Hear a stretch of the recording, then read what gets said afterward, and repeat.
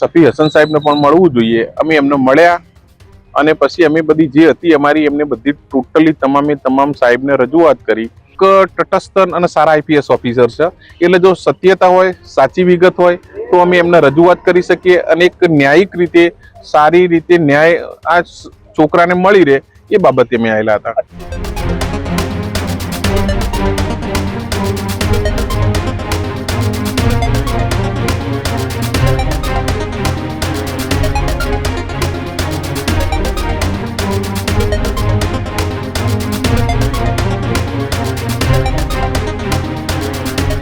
સમાચારોમાં આગળ વાત કરીએ બીજા મહત્વપૂર્ણ સમાચારની તો મહીસાગર જિલ્લાના બાલાસિનોર તાલુકામાં સગીરને ઢોર મારવાના મામલે ઉગ્ર રજૂઆત છે તે કરવામાં આવી। ન્યાયની માંગ સાથે સગીર યુવક અને તેના પરિવાર લુણાવાડા પહોંચ્યા।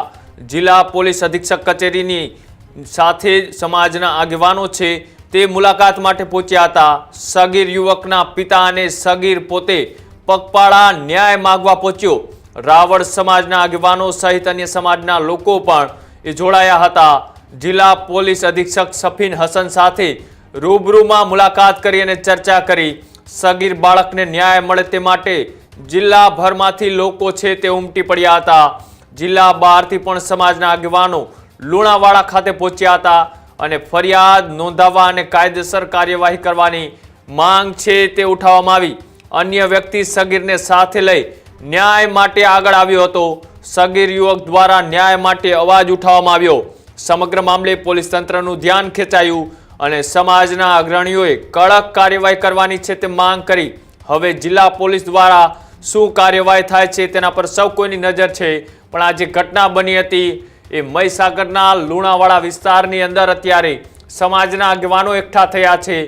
બાલાસિનોરના એક સગીર વ્યક્તિને માત્ર શંકાના આધારે તેમની પૂછપરછ અને તેમને જે ઢોર મારવાની આ જે ઘટના બની હતી તેમાં ધારાસભ્ય ધવલસિંહ ઝાલા સહિતના ધારાસભ્યો પણ આ ઘટનાને લઈ એ ન્યાય માટેની માંગ કરી હતી। ત્યારે આજે ફરીથી લુણાવાડા વિસ્તાર છે ત્યાં આ સમાજના આગેવાનો એ સાથે એ જે પરિવાર છે તે ન્યાયની માંગ સાથે એ પોલીસ અધિક્ષકની કચેરી ખાતે પહોંચ્યા હતા અને ત્યાંના પોલીસ વડા સફીન હસન સાથે તેઓએ ચર્ચા કરી। ન્યાયની માંગ કરતા એ પ્રતિક્રિયાઓ પણ સામે આવી છે। શું કહ્યું આવો તે પણ જોઈએ।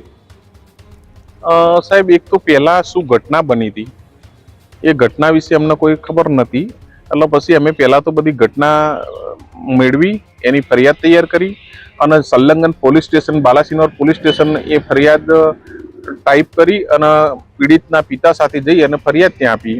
અને સફી હસન સાહેબ એક બહુ સારા આઈપીએસ ઓફિસર છે, એમને લાગ્યું કે ભાઈ સફી હસન સાહેબને પણ મળવું જોઈએ। અમે એમને મળ્યા અને પછી અમે બધી જે હતી અમારી એમને બધી ટોટલી તમામ સાહેબને રજૂઆત કરી।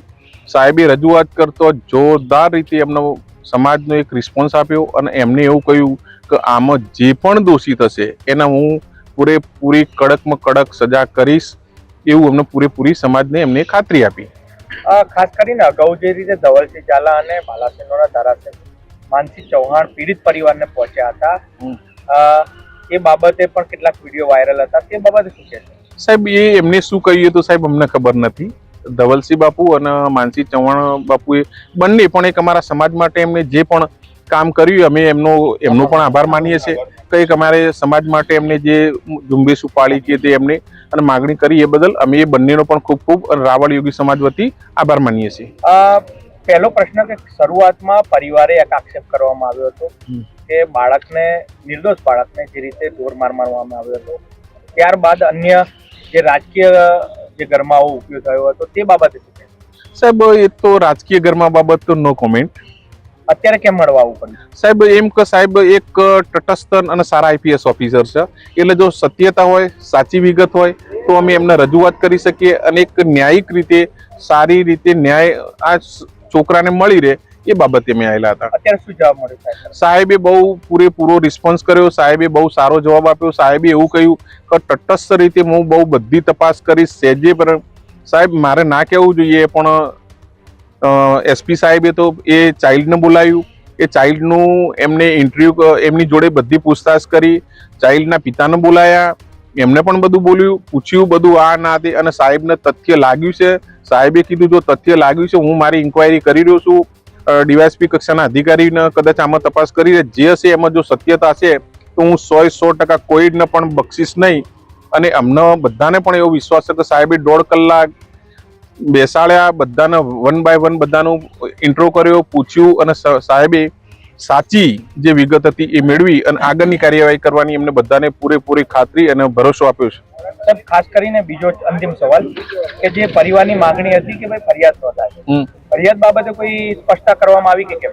સાહેબ, ફરિયાદ બાબતે તો અમે એમને લેખિત BNS ની સેક્શનો અને જ્વેનાઇલ જસ્ટિસ એક્ટની જે સેક્શનો મુજબની હતી એ ફરિયાદ ડ્રાફ્ટ કરી પીડિત પરિવારના જે પિતા હતા એમને સાથે લઈ ગયા હતા અને ત્યાં પોલીસ સ્ટેશન આપી છે. એ સાહેબ ફરિયાદ એમને લઈ લીધી છે. એ તો સાહેબ ફરિયાદ FIR કરવી એ ઇન્વેસ્ટિગેશન કરશે, જો એવિડન્સ મળશે તો સાહેબે એવું કહ્યું કે હું 100% FIR કરીશ અને કડકમાં કડક કાર્યવાહી થશે એ પૂર્તતા રાખી અને હું આ તપાસ કરાવીશ એવી હસન સફી સાહેબે એમને પૂરો બધો વિશ્વાસ ખાસ ભરોસો આપ્યો છે.